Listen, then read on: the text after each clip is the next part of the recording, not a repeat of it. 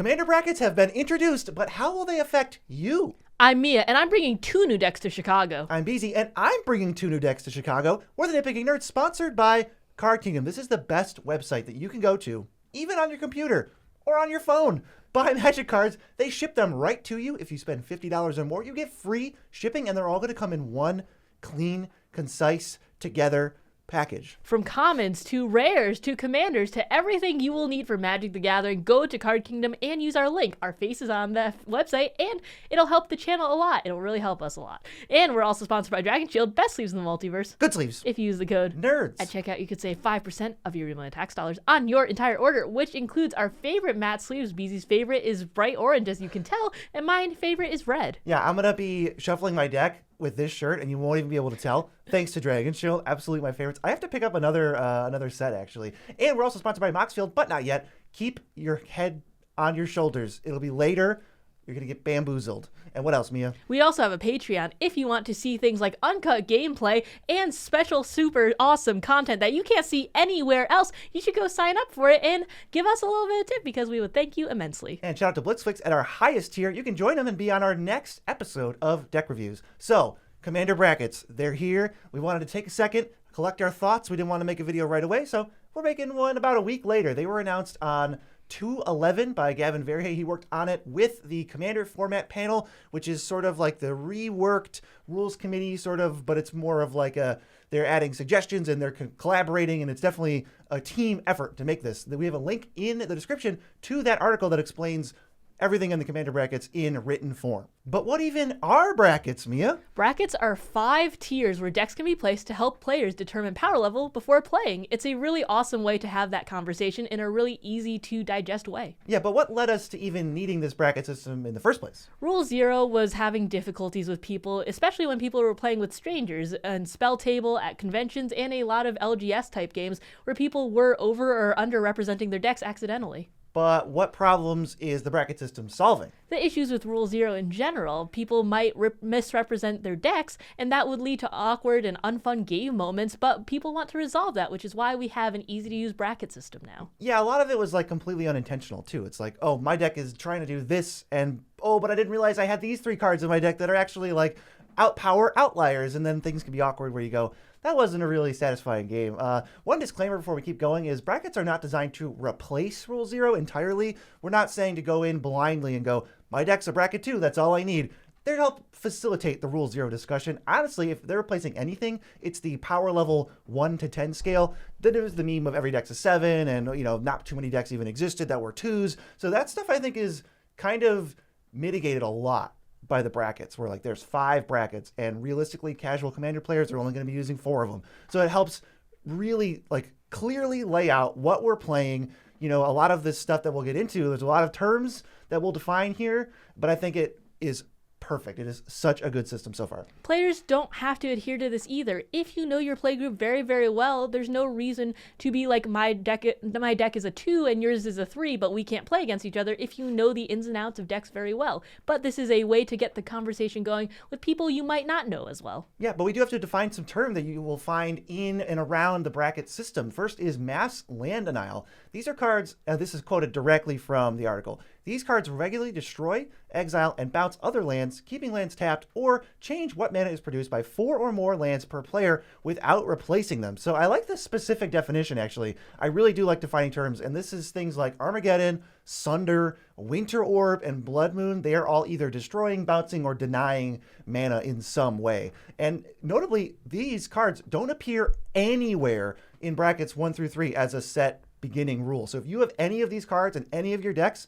you are automatically bumped up, and it'll be up to you in Rule 0 to say, hey, I'm playing Blood Moon, but here's the reason, and people can either move on from that and say, cool, I don't care, or they can try to maybe pick a different deck. I really like this a lot. I think that this leads to a lot of unfun game patterns if people don't expect these cards to be in it. So putting this as kind of like a base understanding to have it in these brackets is a really nice touch. Another thing that we have to define is 2-card infinite combos. These are A plus B combos that win the game immediately. This is like Kiki Jiki and Restoration Angel, or Thoracle and Console. These will just win the game out of nowhere, and these are usually found in very high powered decks. Yeah, that one's not too crazy to wrap your head around, but we definitely had to just hash out what we're talking about. Next is game changers, a brand new term that you are going to be hearing a lot of over the next decade.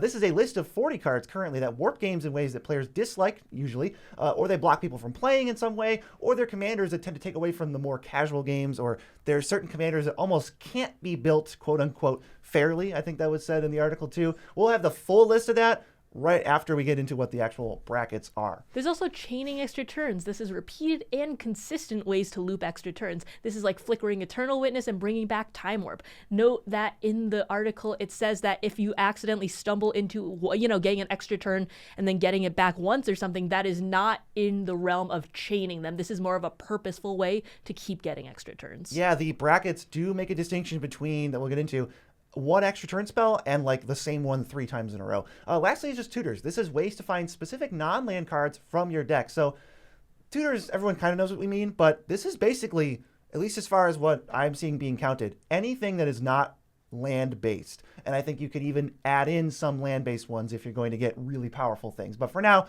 we're talking Demonic Tutor, even things like Fierce Empath, which search for a specific creature, Birthing Pod, and Idyllic Tutor. All of those count towards tutors. They're all very, very different. So let's get into the brackets. Let's actually break down these brackets, and we have examples, and we're going to help you understand everything you might have missed. The first one is going to be Bracket 1. This is Exhibition. This is a super casual commander deck. This is jank. This is nonsense. This is like if you're building a deck where everyone is sitting in chairs. This has no mass land denial, no extra turns, no 2-card combos, no game changers, and few tutors. Less than 4, I'd say. It's not explicitly defined, but when we say few, we're usually probably thinking 4 or less. Yes, I think it is less than 4 in this case. I really like that for these hyper casual games, the format panel and Gavin were just like, no extra turns are in here, no mass land denials in here, and no game changers in here. The game changers are like really super staple cards in a lot of cases. So I like that we're taking stances and helping make these janky games a lot more fun, because sometimes what you see is people will build really, really quote unquote bad decks with like bad win cons, but they'll supplement it with like a bunch of heuristic study stuff. And I like that, at least the way we're talking about it here, that is not the case to start out with. You can rule 0 from there, but I do like that the base is not talking about that. I do have a Bracket 1 deck. It's my $5 Carador deck. It's only $5. I built it for $5. The cards cost less than like 10 cents each on average. And the only tutor I have is Fierce Empath in the deck. So it's very, very janky.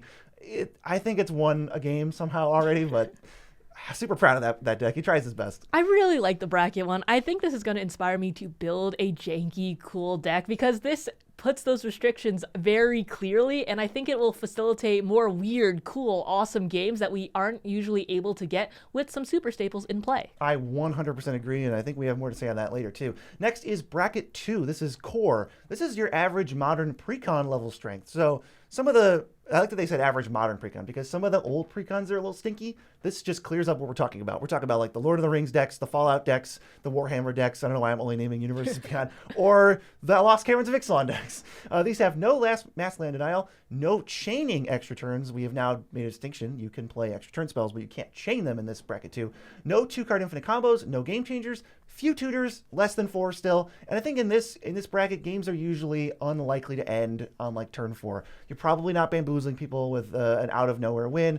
Probably combat focus, or if it's non-combat, incremental, not like a Crackle with Power. Yeah, one example of this is my Mendicant Core deck. This is a max speed focused deck that wins through combat and just copying a bunch of little artifacts. I think that this doesn't have any like mass land denial, no game changers, and it's just very combat focused, which means that a combo is not coming out of nowhere. But I know what you might be thinking. XYZ Precon has a game changer in it, like the MKM one has Trouble in Pairs in it. This is regarding the average strength of a Precon bracket too. This bracket is not specific to any Precon in general, so even though it says that there's no game changers in it, even like a Precon may have that, it will still be considered bracket 2. Yeah, and similarly, if there is a Precon with a game changer in it, I don't think it's productive to be like, this is in a bracket 2. Like, yeah, it basically is. This is a pre-constructed deck. I don't think that's very helpful, and the brackets are not supposed to be this rigid, like super insanely defined thing down to the letter that cannot be violated. We're going to be exploring all the realms of this, and of course you can play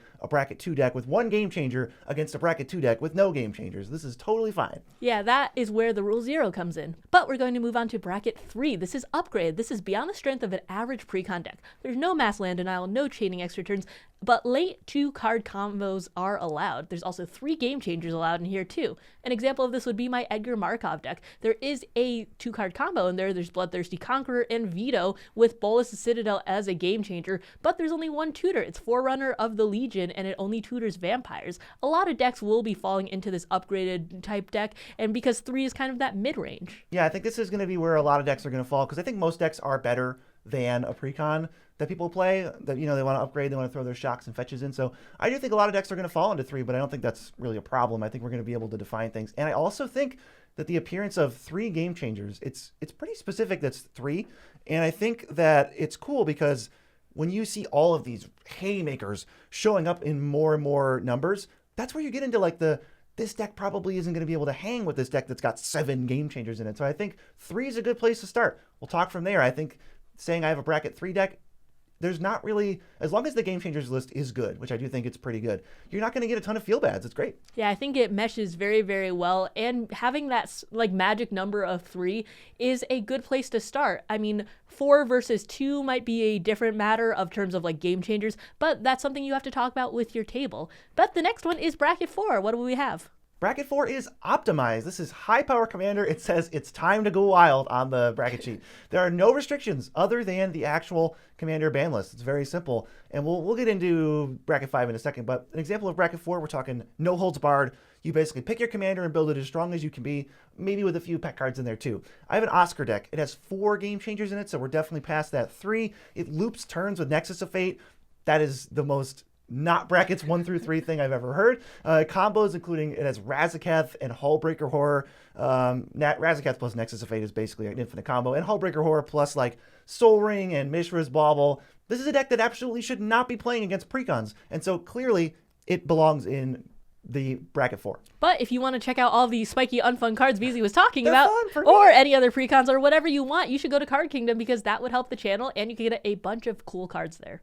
And while bracket 4 is sort of a no holds barred, anything goes, high power magic, there is a bracket above it. What do we got? This is bracket 5. This is CEDH. This is a high power with a very competitive and metagame focused mindset. The restrictions are the same as bracket 4, where it says no restrictions other than the ban list, but the most important distinction is that it has a metagame focused mindset. An example of this would be my Kalia CEDH deck. It's CEDH meta focused. A normal Kalia deck probably wouldn't be running Pyroblast or Red Elemental Blast because you're not as worried about those blue spells or blue permanents or countering for just very cheaply, but because of the CEDH metagame, I have to be running very cheap interaction and very specific interaction like that. Yeah, I think if you took a Kalia deck and you made it high power and you sat down at a table, you would be saying, I could literally be facing anything. Someone could pull out Gave, Derevi, and like Kid Urza from Brothers War, like uncommon. Like those could be your opponents, and they're going to be playing very strong decks that are very optimized. That's a bracket 4. But when you pull out your Kalia CEDH, you say, I'm going to probably try to beat Kinnan and all these meta decks and Blue Farm and like all of these specific cards, specific commanders that are going to show up over and over again, which is why you play things like Red Elemental Blast. I absolutely agree. There are certain cards here that are tuned for expecting cards that wouldn't be usually found other places. One of those being like Mental Misstep. Yeah, or like Dispel. You know, these are like really like niche cards that are honestly bad in casual commander. If you port that over, it's gonna stink for you. But they're very good in CEDH. And I do want to hammer down on this distinction. If you don't notice an immediate distinction, I promise, as someone who's dabbled heavily in both, there's a huge difference. So to summarize, brackets 1 through 3 are more social games. These are more fun and just casually having a good time. 4 and 5 are high power optimized. You know there's going to be a little bit of sweat in there, but you're ready for it. And everyone wants to make sure that all of their decks are matched up properly so there's fair and even gameplay. But just remember that these are optional. You don't have to categorize your decks as these, especially if you're in established playgroups and you know each other's decks and where they can hang. Yeah, and if these decks all stay sort of in their lane or adjacent to it, that's how we have fun at every bracket. It's perfect. And I want to say one of the best things about these brackets is they have full integration on day 0. They're already done.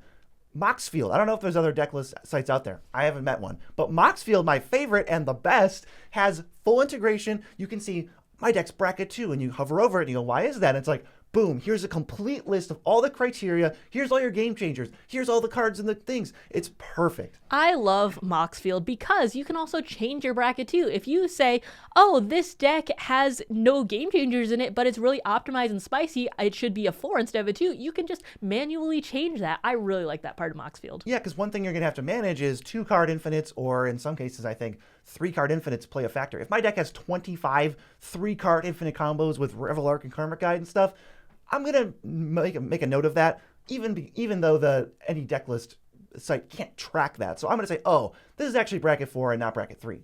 The bracket system is also currently in beta testing. We're going to get a lot of data and just experience and response from players at Chicago, which we are probably at this very moment you watch this. But it's going to see quarterly updates as we go. And if there are going to be unbans in the Commander format, they will come in late April, which is, I think, the next update. Potential unbans will show up as game changers to help ease them into the format. And I think a perfect example of this is Coalition Victory. Currently banned.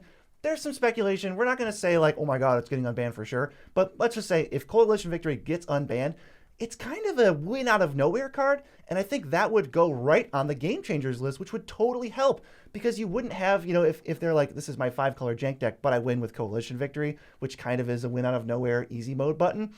That is just sort of removed from brackets 1 through 3. And you have to add that in rule 0. And everyone would know about it. It's perfect. I also really like the fact that the game changers list also acts as a watch list. So if things are going to get banned in the near to far future, this is the game changer list is where the cards would come from. Nothing will be a surprise anymore. I'm not saying go sell all of your Ancient Tombs and Chrome Moxes because they're on the game changers list, but it is a good way to make sure bans just don't come out of nowhere unless there's a very spicy ban like the Nadu ban, for instance. Another thing about brackets is they don't support bad actors, because nothing does. If you're going to lie and cheat your way through rule 0, brackets aren't going to fix that. There is no system that I know of that could possibly fix somebody just showing up and deciding to be a bad person and lie, or cause chaos in a friend group. I don't think this system is meant to be abused. It has plenty of space for wiggle room. If you want to, you can tell your playgroup, I'm playing a bracket 1 deck, except for Rhystic Study and an Armageddon, and they can evaluate from there. But I think it's up to you to say, I'm playing bracket 1, except, and then most of the time I don't think anyone's going to care. I did list a pretty extreme example, though, so maybe in that case, that hypothetical guy doesn't get to play in bracket 1. But, for example, shoving a bunch of 3-card combos in your bracket 1 deck and then trying to just go, I'm playing bracket 1 and not adding anything to that, I think you're playing in bad faith. You got to be honest, ready to play decks at your power level. I think this is a great system for that. Bottom line, just be cool. Make sure that your decks are all evenly matched and you get to have a fair and fun game. Another note about the bracket system is that some higher power decks also don't fall into the 3 to 4 because lack of game changers and tutors. Just if you have a poison deck, for instance, and you're not playing like Rhystic Study or some of the super, super tough, like big game changers, then it might be a very optimized poison deck, but it might not fall into the 3 or 4 because of that. It might be a 2, but that still means it's a 3 or 4 because it's the optimized to the best it can be, and you can change that. Yeah, that feels like a good example of a deck that might sneak through the cracks. Like, well, I'm not winning out of nowhere. I just have a bunch of 1/1s that have infect. But I think that's definitely an example of like, all right, you might not be in bracket 2. In fact, you're probably not. You can at least jump up to bracket 3, tell people, and then go from there. Why is the bracket system important? I think it's great for setting expectations and helping players be socially responsible and preventing those games where you accidentally omit something, not because you're malicious, just because you forgot. And now, oh no, the whole game is awkward or ruined because of it. I think it definitely helps mitigate stuff like that. There's going to be things that still happen. Mistakes are going to be made, whether it's like, oh no, my bracket 2 deck is just a little spicier than I thought, or I thought this card wasn't a game changer, but it is. And that's okay, because mistakes do happen, but this is an easier way. It's just a quick and easy way to be like, my deck is here, is your deck here? And it's a lot easier than saying that my deck's a 7, because isn't every deck? My deck is. Yeah, I think it's great for making sure all decks are represented fairly and just making sure everyone has a fun and casual play experience that is equal to the best of everyone's ability. We're not perfect, and we're going to only get better as we go, which is something I'm excited for. Regional Weeks made this awesome graphic, and with permission from Gavin, she put it with revised wording, which is really well put together, so we're going to bring it over.